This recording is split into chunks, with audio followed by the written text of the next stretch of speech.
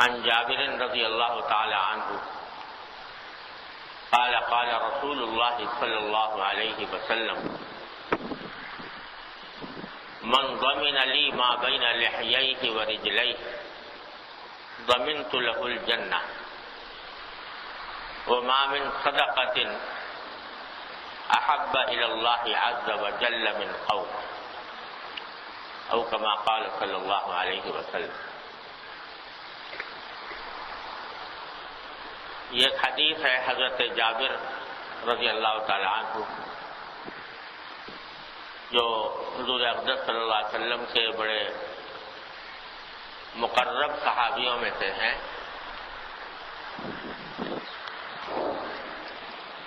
وہ روایت کرتے ہیں کہ رسول اللہ صلی اللہ علیہ وسلم نے ارشاد فرمایا کہ جو آدمی مجھے دو چیزوں کی گارنٹی دے دے تو میں اس کو جنت کی گارنٹی دیتا ہوں۔ جو آدمی مجھے اس بات کا یقین دلا دے، اطمینان کرا دے کہ وہ ان دو چیزوں کو غلط استعمال نہیں کرے گا تو میں گارنٹی دیتا ہوں، ضمانت دیتا ہوں کہ اس کو انشاءاللہ جنت ملے گی۔ اب آپ اندازہ فرمائیے کہ ضمانت کسی معمولی آدمی کی نہیں، حضور نبی کریم سرورت عالم صلی اللہ علیہ وسلم کی ضمانت ہے کہ اس کو جنت نصیب ہوگی۔ وہ کیا چیزیں ہیں دو؟ فرمایا کہ اس کے جسم کے دو حصے ہیں، ان کے بارے میں ضمانت دے دے، گارنٹی دے دے کہ اس کو غلط استعمال نہیں کرے گا۔ ایک فرمایا کہ جسم کا وہ حصہ جو اس کے جبڑوں کے درمیان ہے، جبڑوں کے درمیان جو حصہ ہے جسم کا، یعنی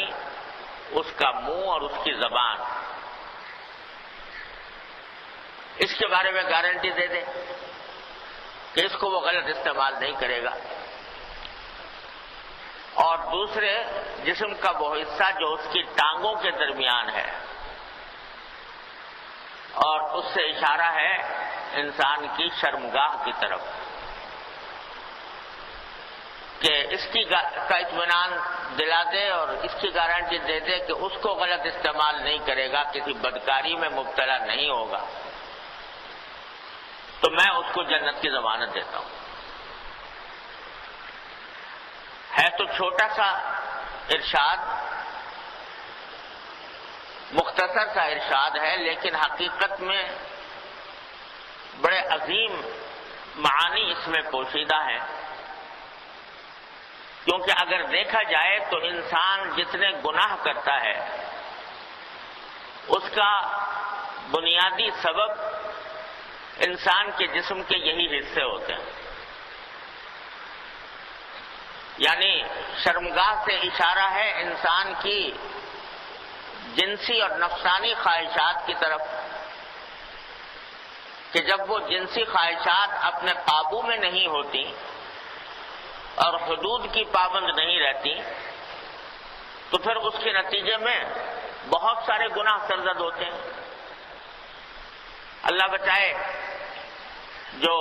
زناکاری یا بدکاری ہے وہ تو انتہا درجے کی چیز ہے، لیکن اس سے کمتر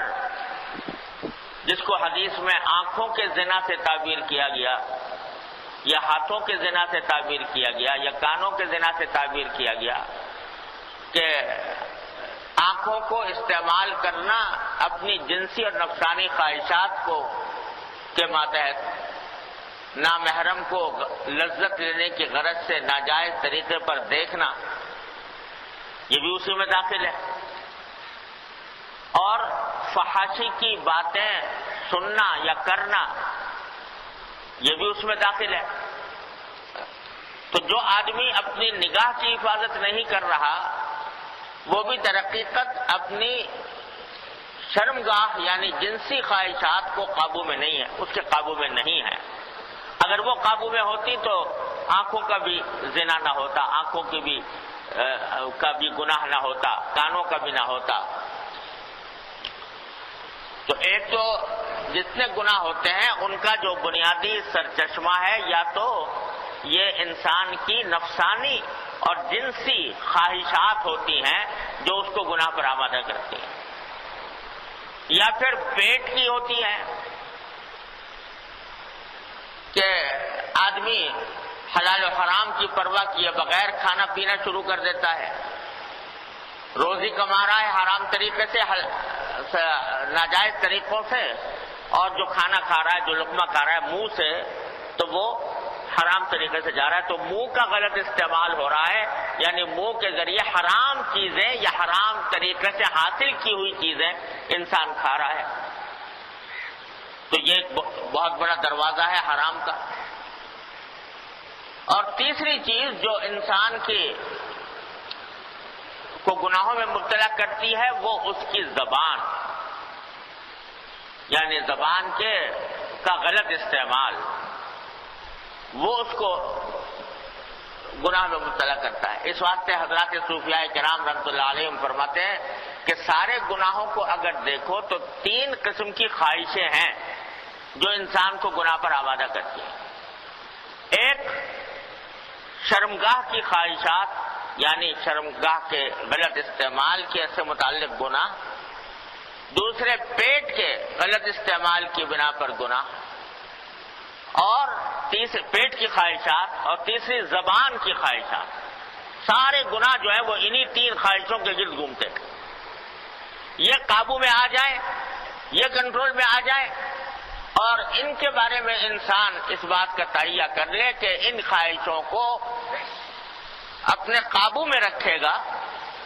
اور جو جائز حدود ہیں صرف انہی میں استعمال کرے گا، ناجائز اور حرام سے پرہیز کرے گا، تو بس سارے گناہوں سے الحمدللہ نجات ہو گئی۔ ان میں بھی حضور اقدس صلی اللہ علیہ وسلم نے جو یہ فرمایا کہ جو جبڑوں کے درمیان چیز ہے، یعنی زبان اور منہ، اس کو جو خاص طور پر آپ نے ذکر فرمایا وہ اس واسطے کہ یہ چیز ایسی ہے کہ اس گناہ میں آدمی